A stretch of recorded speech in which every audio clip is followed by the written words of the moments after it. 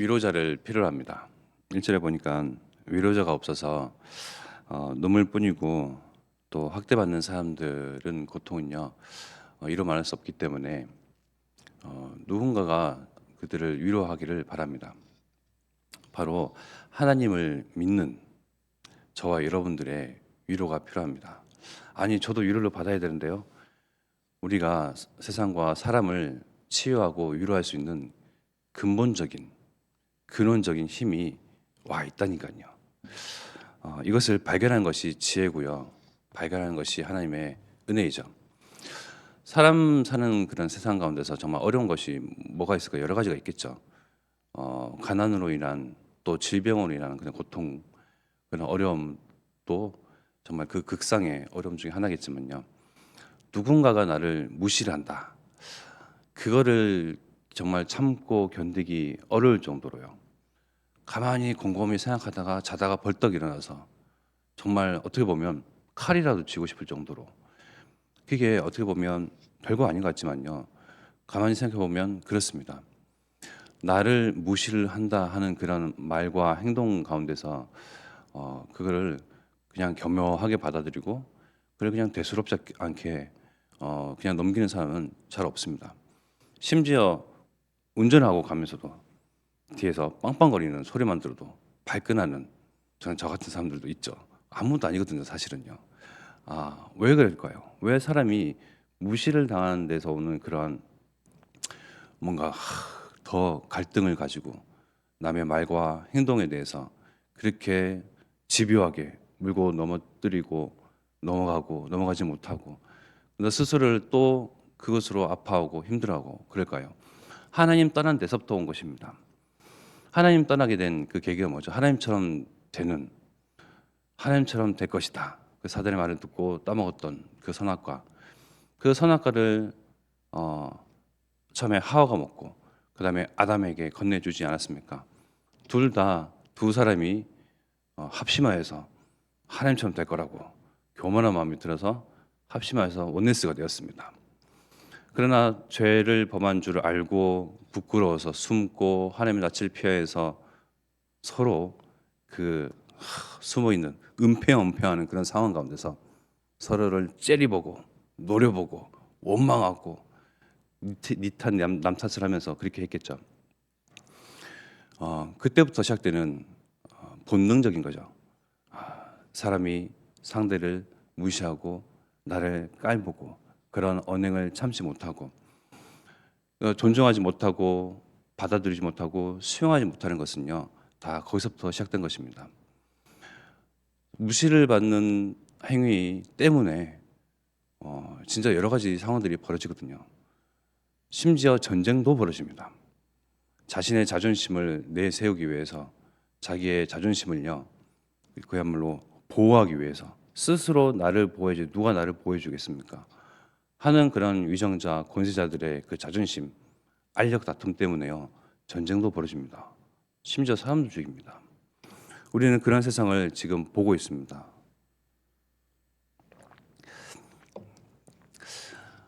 아내의 현장에서 그 업의 현장에서 사모로서 자 이제 남편은 목사인 줄 이제 널리 알렸기 때문에 알고 또 사람도 살려야 하고 치유해야 하니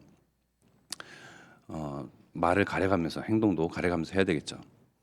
그러면서 이제 한 사람을 두고 기도하면서 또 복음도 전하고 영접도 했던 사람이에요. 그런데 이 사람을 위하고 배려하고 또 일감도 좀 덜 주고 이렇게 해서 여러 가지 상황들을 이제 좋게 만들어 준단 말이에요. 근데 사람이란 게 늘 어떤 배려를 받다 보면 그것이 당연한 권리인 양 생각을 하잖아요. 그것이 감사할 어떤 이유인지 모르고 마땅히 당연한 권리라고 이렇게 누린단 말이에요. 사람이란 게. 그러다 보니 늘 이렇게 잔잔하게 평온하게 일을 하다가 뭔가 하나 일거리를 하나 맡겼단 말입니다. 그래서 이제 발끈했대요.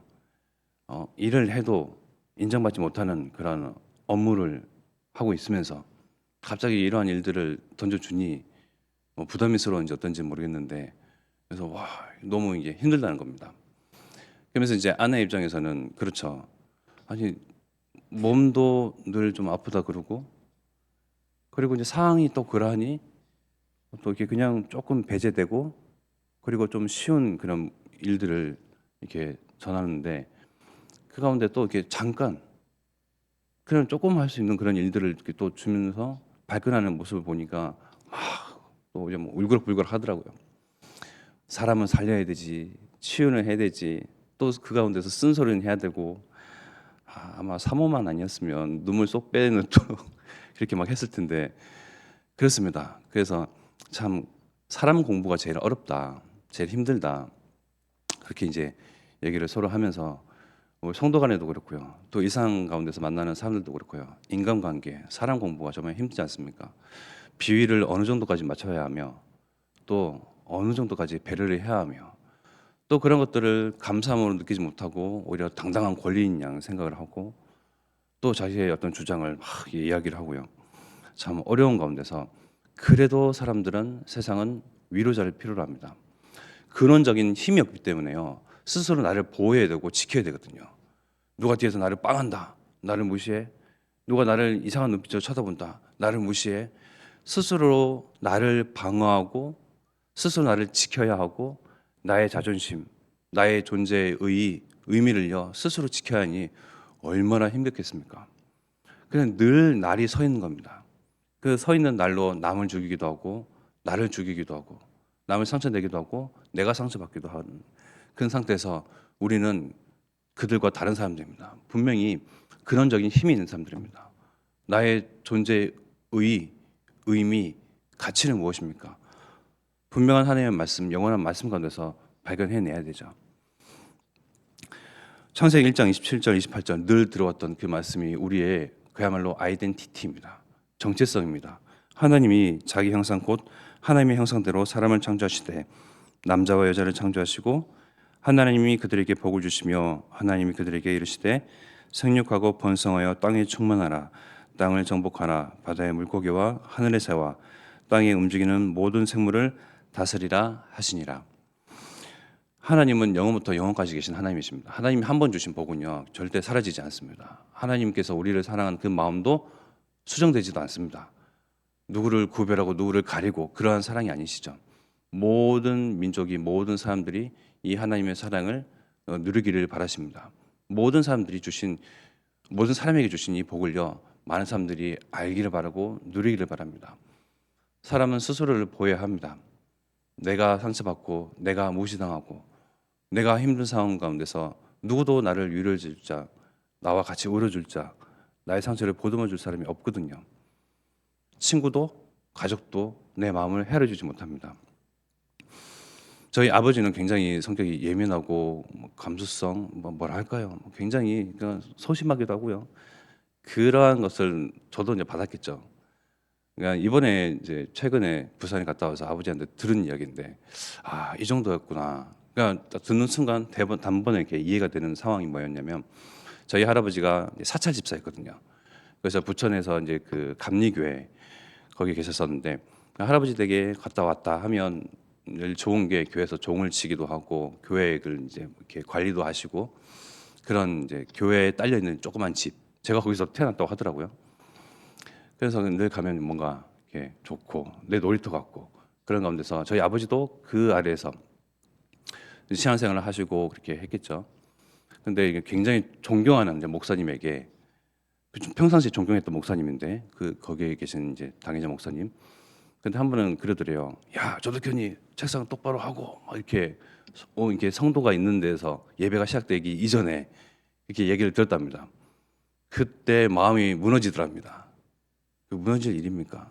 책상 바로 하라고 했으니까 바로 하는 거죠. 근데 저는 이해가 돼요.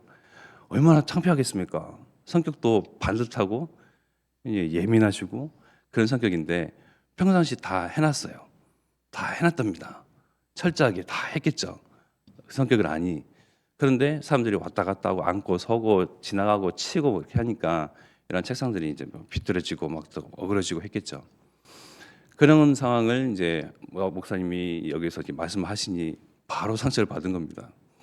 그 뒤로는 이제는 마음이 이제 굳게 닫혀져서 그럴 만큼 사람은요 한마디 눈빛 하나에 상처를 받기도 하고요. 그 걸어 잠근 마음의 문은요 결코 풀지도 않습니다. 그렇죠. 어떻게 보면요. 그만큼 사람이라는 게 나약하고 너무나 부서지기 쉽고 그거를 지키고 견뎌야 하고 살아야 하니 얼마나 내가 스스로가 세상과 상대에 대해서 모질게 굴어야 되겠습니까? 우리가 만나는 또 오늘 업의 현장, 학업의 현장 많은 사람들을 상대하고 대면합니다. 그러한 사람인 줄 알고 만나는 것입니다. 아, 사람들 그런 말, 행동 그럴 수밖에 없구나. 근원과 근본적인 것을 모르고 그런 힘이 없으니 스스로를 지켜야 하니 그런 말들을 막 내뱉는 거죠. 남이 상처를 받든 말든 그를 헤아리지 못하고 막 행동을 합니다. 당연한 것입니다. 당연한 줄 알고 우리는 그들의 위로자가 되어야 됩니다. 왜? 나는 그런 적인 힘이 있는 사람이거든요. 그 제가 자주 매던 넥타이가 있는 줄 아십니까? 그 한동안 한 몇 년 가까이 이게 주구장창 한 가지만 맸던 넥타이가 있는데 이렇게 풀었다 잠갔다 하는 매일 필요도 없어요. 그거를 저희 이제 그 선교사님이랑 저희 아내랑 그걸 제발 좀 잘라버려라. 다른 넥타이가 없냐? 이태에서 오실 때마다 넥타이를 선물 받는데 왜 그것만 꼭 하느냐? 사람이 영권이 없어 보인다. 머리 모양도 좀 이렇게 좀 제대로 좀 이렇게 하고 좀 바르고 뭐 좀 이게 중요한 게 아니잖아요. 넥타이 뭐 몇 년 동안 매면 어떻습니까? 머리가 좀 헝클어지면 어떻습니까? 네, 영권이 없어 보이면 어떻습니까? 내 안에 그런 정의 힘이 있는데요. 네, 상대방의 우리는 인정을 받기 위해서 말도 골라가면서 가려가면서 그죠? 내게 아닌 뭔가를 자꾸 내 어깨에 힘이 더라고요. 물론 제대로 좀 깔끔하게 하면 좋죠. 근데 자꾸 다른 것을 의식하고 다른 것을 생각을 하고 뭔가 인정받기 위해서 뭔가 남과 다르기 위해서 하기 위해서는요. 뭔가 평상시 하지 않았던 것들을 해야 하니 자꾸 어그러지는 상황들이 발생합니다. 우리가 있는 내적인 그 힘 가지고요. 사람을 편안하게 살리고 치유하고 할 수 있는 그런 적인 힘이 내게 있다는 것. 사람을 살리니 원수 같은 저 여편네 평상시 안 하던 그런 행동들을 하는 것이 아니고요. 쉽게 다가가기 이전에 내가 먼저 기도로 내 마음의 빗장의 문을 여는 겁니다. 그죠? 하늘에서 맬 수 있고 하늘에서도 풀 수 있는 그러한 비밀이 천국 열쇠가 내가 소유하고 있고 내게 있거든요. 사실은 그 빗장, 그 굳게 닫힌 마음, 상대에 대한 그러한 편견 다 나로부터 시작되는 겁니다. 내가 열고 내가 그들을 축복하고 그들을 생각하고 그를 배려하고 그들을 위로자가 되고자 마음만 품어도 하나님께서는 역사를 하십니다. 내 마음이 먼저 풀리니 다가가면 상대에게 풀려지고 상대가 나를 받아들일 준비가 되어 있는 것을 보게 된다니까요. 그 비밀의 열쇠가요 내게 있습니다. 주는 그리스도 살아계신 하나님의 아들이심을 고백한 자들에게 그 비밀의 열쇠가 있습니다. 그래서 저와 여러분들은 결코 약한 자들이 아닙니다. 사람과 세상과 사람을 얼마든지 치유하고 위로하고 그들에게 복음이 증거되도록 복음이 들어가도록 그들의 마음과 귀와 눈과 상태 모든 것을 그야말로 빗장을 탁 치고 감옥으로 탁 가두고 완전히 탁 가다 놓는 사단의 역사를 한 번에 깨뜨릴 권세가 우리에게 있습니다. 그래서 이 힘 가지고 나를 치유하고 나를 살리고 나의 정체성 하나님 나와 함께 하심 하나님을 위해서 행복한 그러한 내적인 힘을 차곡차곡 쌓아둔 후에 정말 세상과 사람을 치유하고 지역과 업을 치유하는 살리는 그러한 전도자 되기를 기도하겠습니다. 시간 합심하여 기도하겠습니다. 우리가 또한 기도할 것은 이러한 자들이 모여서 우리와 같은 정말 근원적인 힘을 가진 자들이 두세 사람 또 한 교회로 원내스 되어져서 연합하여서 협동하여서 이 지역과 237구 5천 종족 호남과 세계를 살릴 수 있습니다. 그래서 우리 안에서 먼저 화합과 연합과 원내스가 이루어지도록 기도하면서 또 전도자 유건수 목사님, 또 이양희 목사님, 광윤수 사모님 가는 곳에 성전 충만과 오력주 지사 우리와 같은 복음에 반응하는 제자들 그리고 렘넌트 운동이 일어나게 하시며 또 마귀에게 눌린 자들이 살아나고 그들이 위로받고 치유되도록 역사하시며 또 앞으로 오실 목사님 위해서 우리가 합심하여 기도하겠습니다. 하나님